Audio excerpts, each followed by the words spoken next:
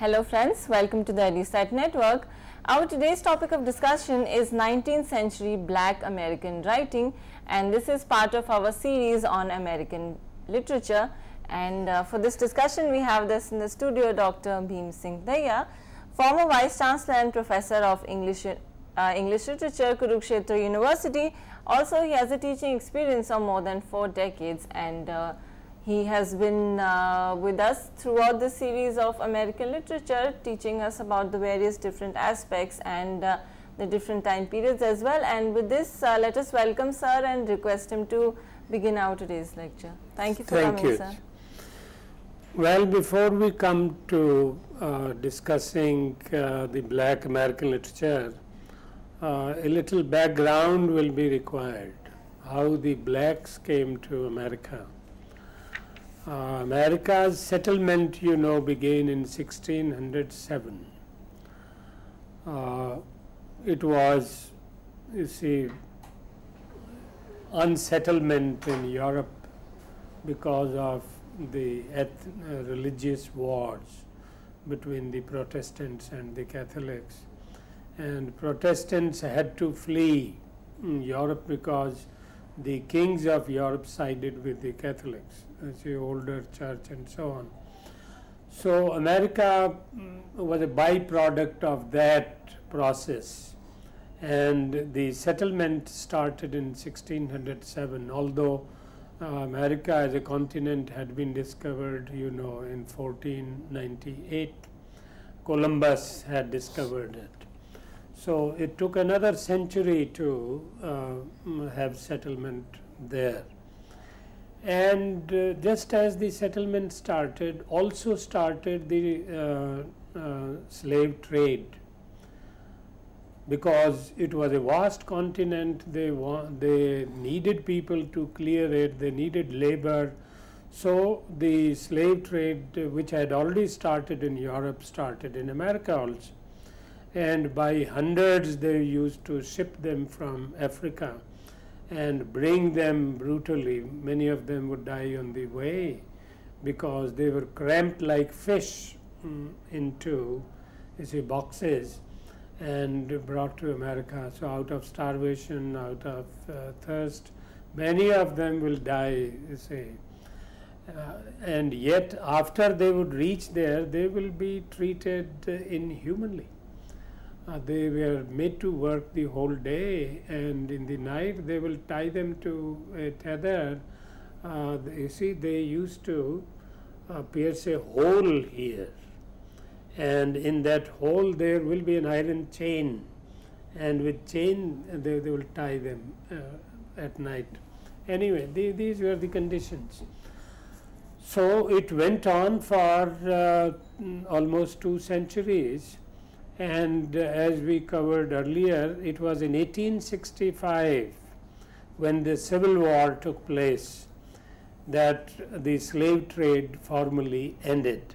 A law was passed that whoever indulges in slave trade will be liable to punishment.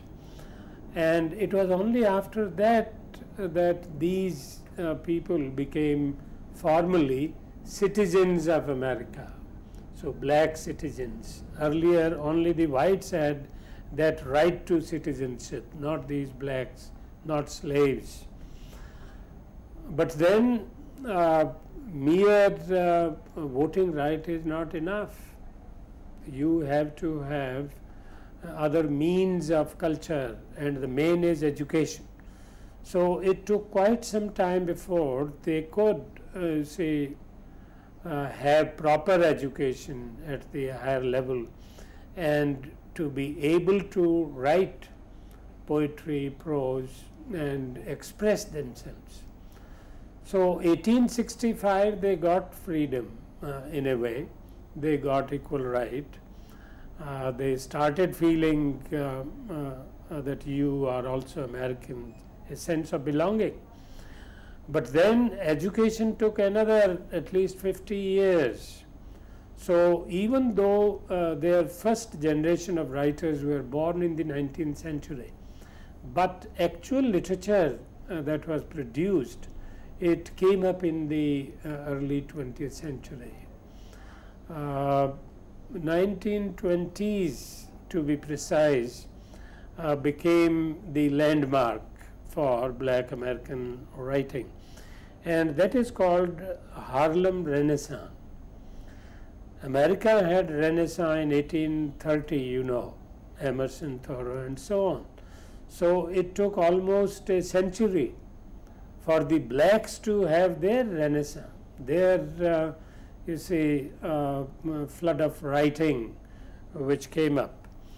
Why Harlem? Harlem is a place in New York where all these blacks exclusively were living, and it is there that the artists formed a group which consisted of musicians, which consisted of singers, which consisted of painters, which consisted of poets and novelists.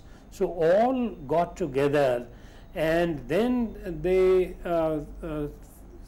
decided that they must, you see, assert themselves and must, you see, have their own identity as Americans. So that's why the Harlem Renaissance became the pivotal point from where the movement began. So it was not merely a literary or artistic movement. It was actually a black movement for full equal rights to the blacks. And their literature also of the time reflects that spirit, and spirit with anger, spirit with a sort of militancy. Because when you have been repressed for 2 centuries, it was very natural that those who became aware with education and came to have better conditions of life, obviously they were full of anger that we have been treated like animals. Are we not humans just because we are black color? So all this, you see, went into their writing. And the very first writer, the major writer the Harlem Renaissance produced was Claude McKay, C-L-A-U-D-E-M small c K-A-Y, K capital. So Claude McKay, he was a poet, and he wrote you see, very fiery kind of poetry.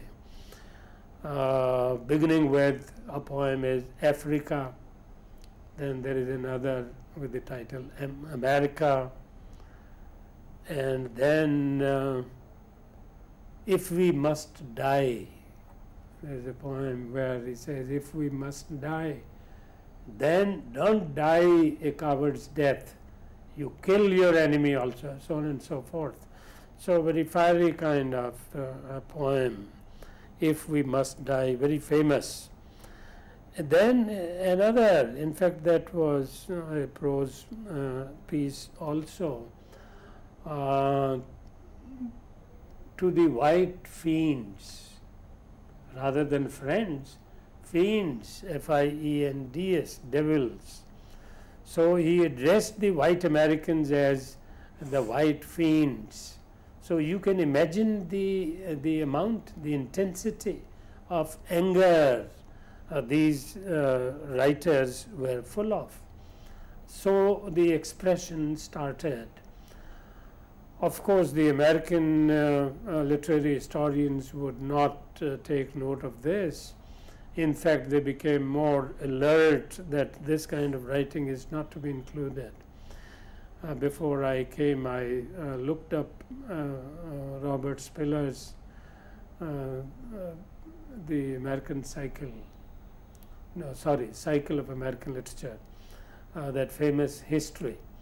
And surprisingly, not a single black writer figures in the entire history of American literature. The other day we made a note of the women writers, and out of 24 women writers, only one had found a place, Emily Dickinson. In the case of blacks, not even one finds a place in the cycle of American literature. So that is the racial bias, racial discrimination compounded by the color. So it is this anger against discrimination, racial as well as color discrimination, which became a cause for oppression of the entire community of blacks, how they were ill-treated. So that comes out in Claude McKay's poetry, who was the leading poet of the Harlem Renaissance. And then another, equally great poet was Langston Hughes, Langston Hughes, Langston Hughes. He wrote a very inspiring and very inciting essay called "The Negro Artist and the Racial Mountain." The Negro Artist and the Racial Mountain, because the racial discrimination stands before them like a mountain and they have to conquer it. That is why you see one of the poems that he wrote was, "Go tell it on the mountain, go tell it on the mountain." So this mountain is the racial mountain, the hurdle standing before them like a fiend, and they don't know how to conquer it. But then the determination came also. Another poem of Langston Hughes, which is often quoted and read, is "I Too Sing America." You remember Walt Whitman? Walt Whitman wrote "I Sing America," and he identified himself with America. But then Langston Hughes says, "We are also Americans, and I am black, but then I have the same soul," so on and so forth. It's a long poem, very interesting poem, and he asserts the equality of blacks, and he says we also need to be heard, we also have a voice, we also sing for America. So he wrote that poem, "I Too Sing America."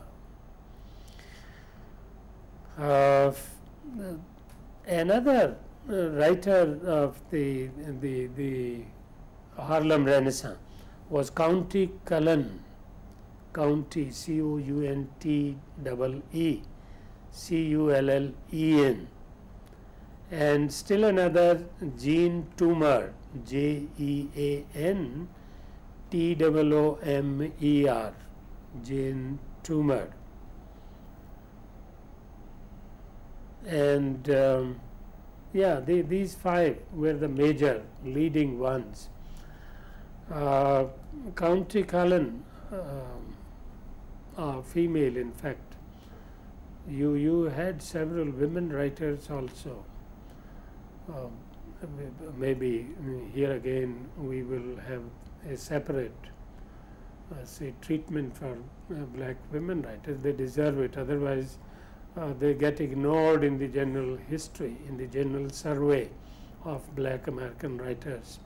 But for the time being, during the Harlem Renaissance of 1920s, these writers came up and they launched this movement, which, as I said, was not purely literary or artistic.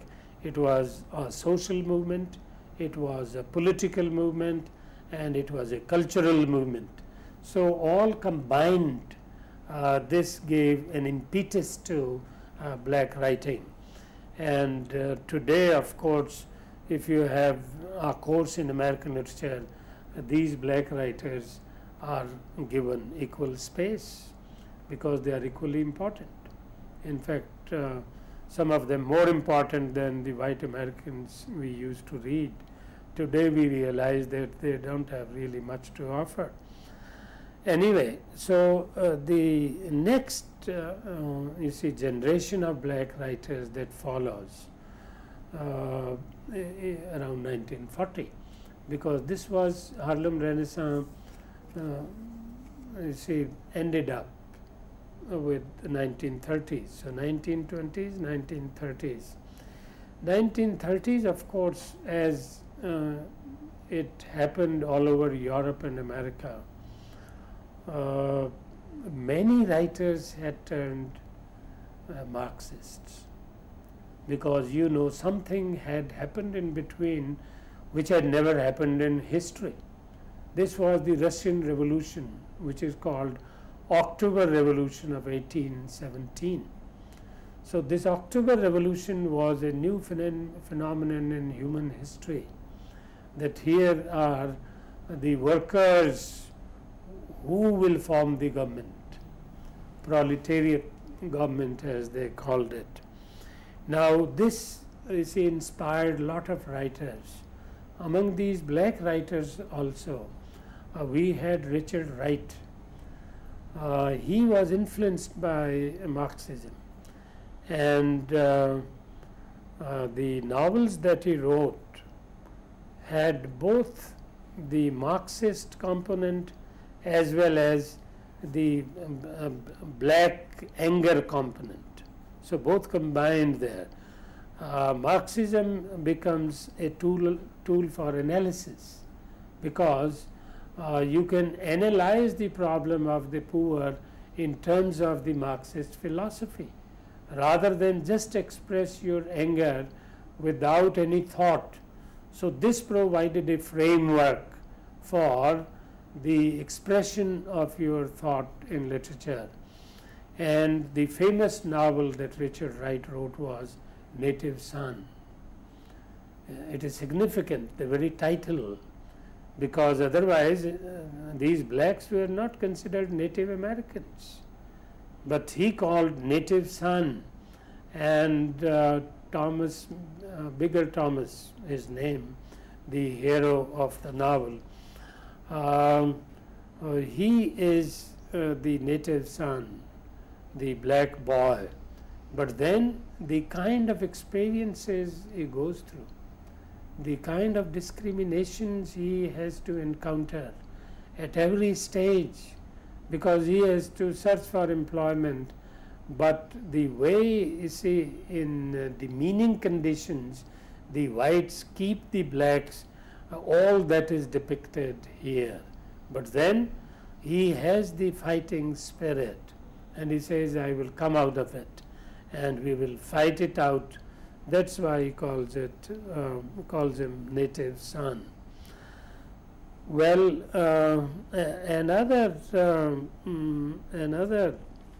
novel that he had wrote was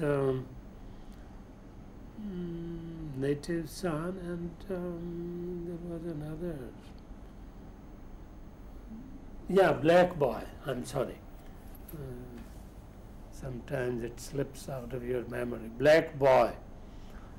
So again, the title is significant. So the emphasis remains on blackness, on the say difference that skin makes, how they have suffered because of their black skin for centuries. So Black Boy and Native Son, they were the path-breaking novels, and more confident of themselves, asserting their separate identity and demanding equal rights. Harlem Renaissance was an expression of anger, but here it is an expression of the demands of equality, their rights. And they say, we have equal right, we are as much natives as anyone else. So it is this kind of not just anger but militancy. This came with Richard Wright, which was not there earlier. You see, around the same time, there was one woman writer, Dorothy West, which I must mention. She too wrote many novels, but two are important. living is easy. Of course, it had become easier by the time. Living is easy. The other was The Wedding. The Wedding was another novel she wrote. And in The Wedding also the color question came up. And she shows, of course, the double disadvantage to black women, which later, you know, in contemporary times after World War II, black women writers are highlighting this. But Dorothy was the earliest black woman writer, Dorothy West, who raised this question. So these two novels are important for that matter. Living is Easy and The Wedding. Another novelist that comes to my mind, very important and a major one, which even the white Americans, I remember, used to teach in the American literature courses as a major writer, Ralph Ellison. And Ralph Ellison wrote that famous novel Invisible Man. I think we mentioned it earlier also. And we mentioned it because it is primarily a black writing, no doubt, because here also the kind of experiences that the hero, the invisible boy, black boy, had to go through, they are very shocking. You see, it was fun for the white man to throw coins on the floor, and the black boys will scramble for it because they are poor, and throw a few coins, and they will be fighting for picking up. And the fun the white man would have is that they would put an electric wire around with say electric current in it. So the moment the black boys would reach it or touch it, they will get the shock of it, and then the white people will laugh at it. Now imagine the kind of cruel joke they were playing on these say boys just because they were poor. So it is not the color alone, actually it is say Marxist analysis made them wiser. It is not color, it is actually money, it is your poverty, it is your deprivation, it is your repression that is being exploited. Suppose you had equal property or as much money, then you wouldn't care about them because you don't have to work for them. They can't treat you, ill-treat you as they do now. So Marx gave them this understanding. It's not a question of color. Finally, it boils down to the difference between who possesses and who does not possess. So they are the unpossessed, and the whites are the ones who own property, own money, and that's why they rule. So power comes through money, through possession, through property. And if you don't have any right on property, obviously you will be a slave. It is an old story in the West. So Ralph Ellison wrote this Invisible Man, but the white man treated it as a symbol of the modern man, invisible man as modern man, because modern man is in search of the individual space, which has shrunk because of the inordinate power which state has assumed through development of technology, where nobody is free, as we talked about it the other day. The individual freedom, Rabbit Run and Invisible Man, they are symbols of that. They are looking for it, but it's not there. But basically, Invisible Man is a black writing, and the emphasis is on the black man's place in America. Where does he really belong? Why is he deprived even after 3 centuries of their living there. There is time now that they must assert not merely their identity, but also their right to possession of the land, possession of the money, so on and so forth. You see, another writer a little later, this was in the 50s, Ralph Ellis in 1952. Then in the 60s came James Baldwin, again a major writer. James Baldwin wrote 2 very important novels. One was Notes of a Native Son. It connects, you remember, Richard Wright wrote The Native Son. So he writes Notes of a Native Son. So carrying the same story of the black boy further, what has happened in these 20-30 years. So after the 40s, now in the 60s, you have a different story, Notes of a Native Son. And also Go Tell It on a Mountain. Sorry, it was James Baldwin. Go Tell It on the Mountain, because he's using both the symbols of Richard Wright. Richard Wright had Native Son, and the mountain was Langston Hughes, the racial mountain. So he reminds you of both, and therefore establishes a link historically in the literary history of the black writing in America. So Go Tell It on the Mountain, and very powerful novels. We read this literature while in America, because American literature courses now cannot ignore the black writing. They have to be included, and that's why you read them. And these days, you know, the leading black American writer, woman,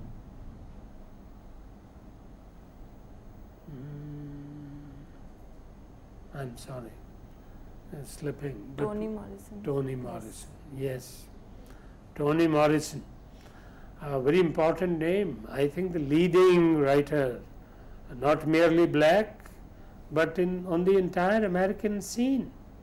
Toni Morrison brings out the double disadvantage of women. She is a feminist.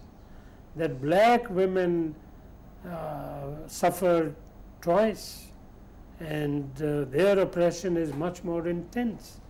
First, because they are blacks; second, because they are women, and they are ill-treated on both levels. So you remember Sula, that famous novel. She has so many, I think more than a dozen, and all very moving, very powerful novels.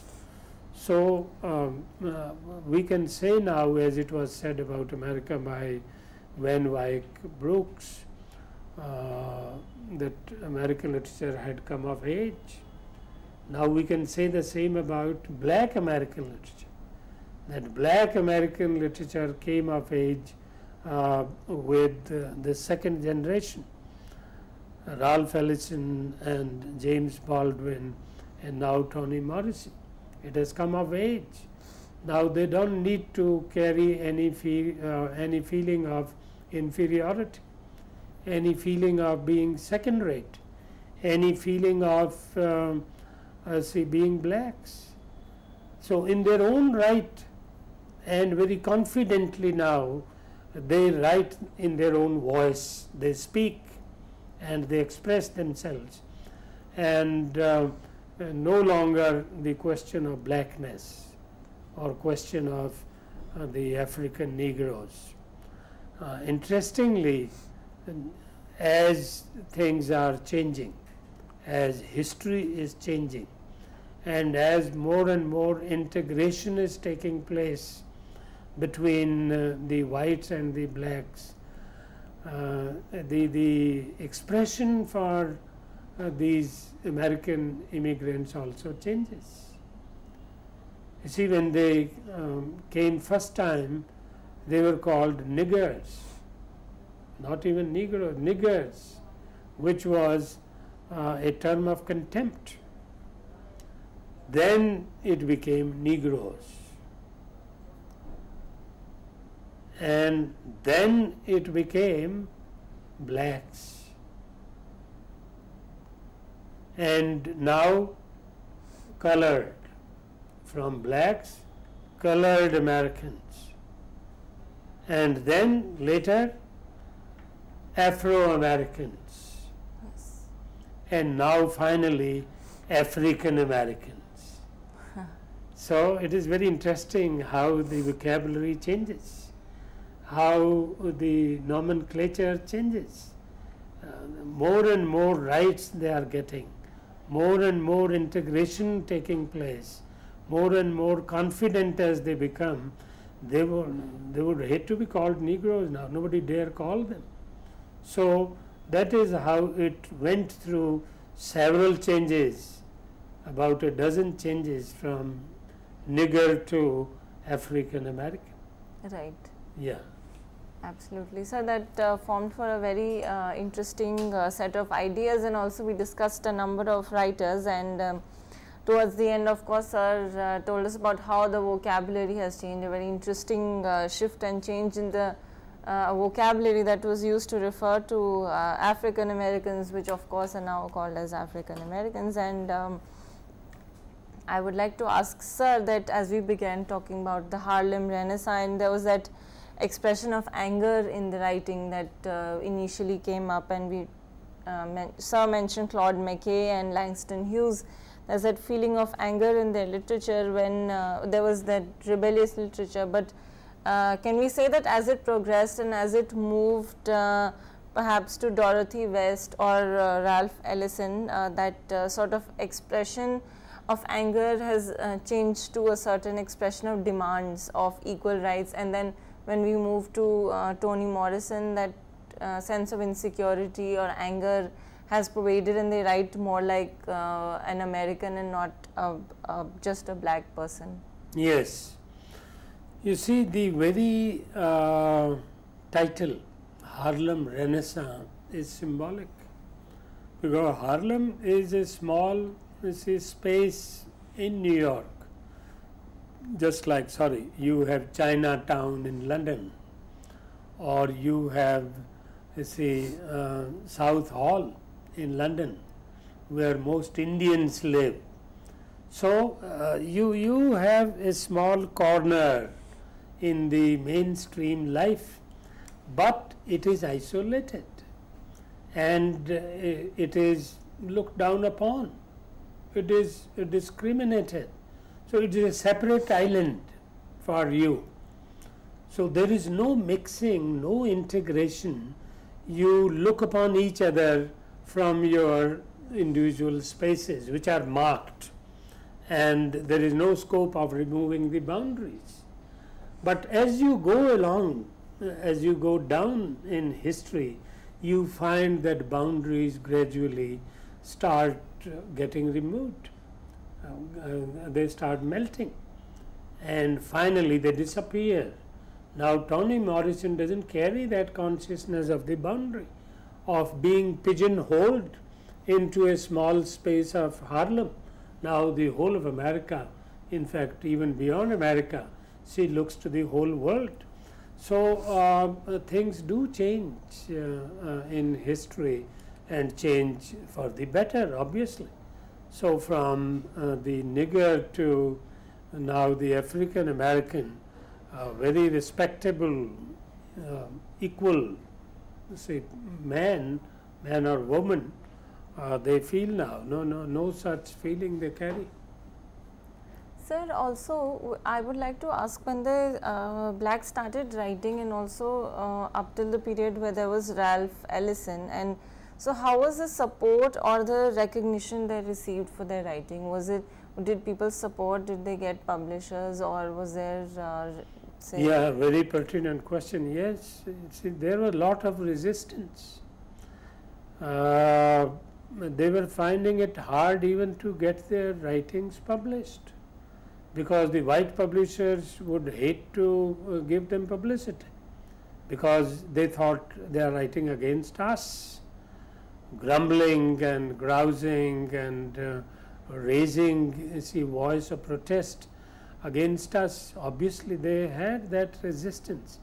Finally, you see, as a part of the Harlem Renaissance movement, they set up their own press also, and black writing started publication there as a part of this movement itself. Later, of course, when it comes to Ralph Ellison, he can find a publisher. He can find a job also. He was a professor when I was there. So, but then in the initial stage, they had this mountain, he rightly calls it, Langston Hughes, the mountain which stands between the two communities. You can't overcome it, it's so large, it's so big, and it took, 2 centuries to overcome that. Yes.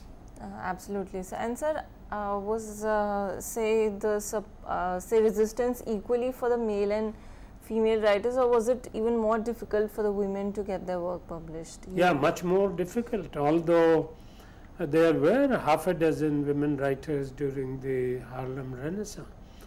Of course, within the group of artists, there was no such discrimination.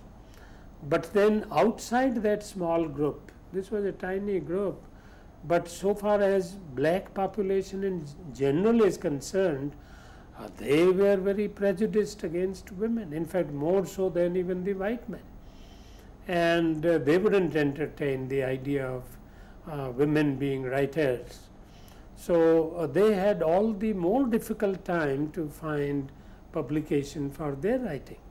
Although there were poets and there were novelists also in the 20s. But then this black press, because this was owned by the artists themselves, they wouldn't discriminate. They then published their writings. Their writings, yeah. Right, sir. And also, sir, while we were talking, you mentioned a phrase, October Revolution. Yeah. Could you say a bit more about that?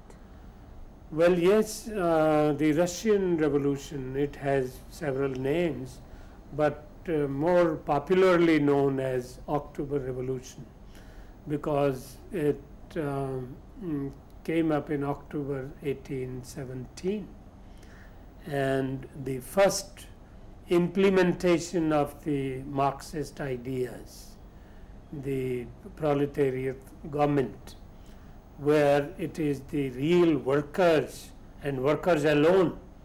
They will not allow participation by other people, the idlers. So earlier idlers would form the government, workers had no right. But then you know the history, even in America, even in Europe, before late 19th century. It was 1867, I remember, the second reform bill, which gave the voting right to the workers in England. Before that, they didn't have voting right, although democracy had been there right from 1498 or 95. Anyway, end of the 15th century. So 16th, 17th, 18th, and half of 19th, 65 years, these 365 years are no voting right for the workers.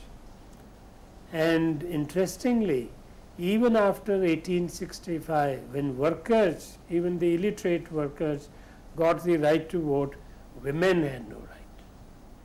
Even the educated women, they had no right to vote. It was in 1922. It was 50 years later that they got the right to vote. So it is interesting history. So black women were equally and more so, in fact, discriminated against even by their own people. So they did suffer double disadvantage for being women. Right, thank you, sir. And sir, also in the terms of writing that was being produced in the period, was it more of novels, poetry, or was there drama as well, black American drama?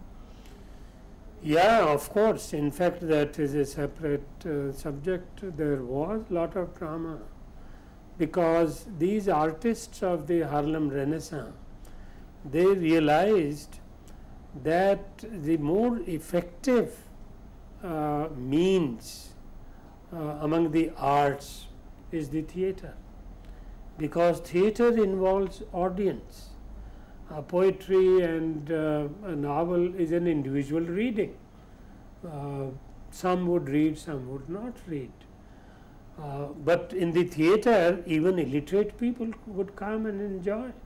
So you have much larger audience, you have much larger appeal, and therefore easier way to send your message to the masses, which poetry and novel cannot. So they also started during the Harlem Renaissance their theatre also, the black theatre, because earlier the white theatre was Broadway, famous, you know, New York.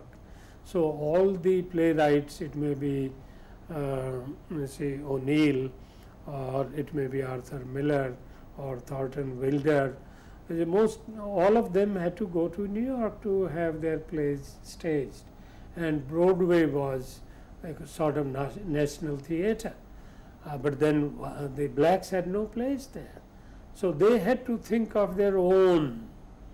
Later, of course, Broadway also opened the doors to them.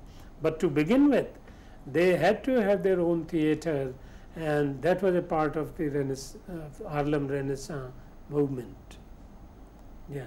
Right, sir. And with this, I would like to tell our viewers that in our next lecture, we are going to talk more about Black American writing, and we are going to also touch upon certain women writers, yes, and theatre as well, as mentioned, playwrights. And with this, we bring the lecture to a close, and we thank sir for being here. Thank you so much, sir, and thank you for watching. Thank you.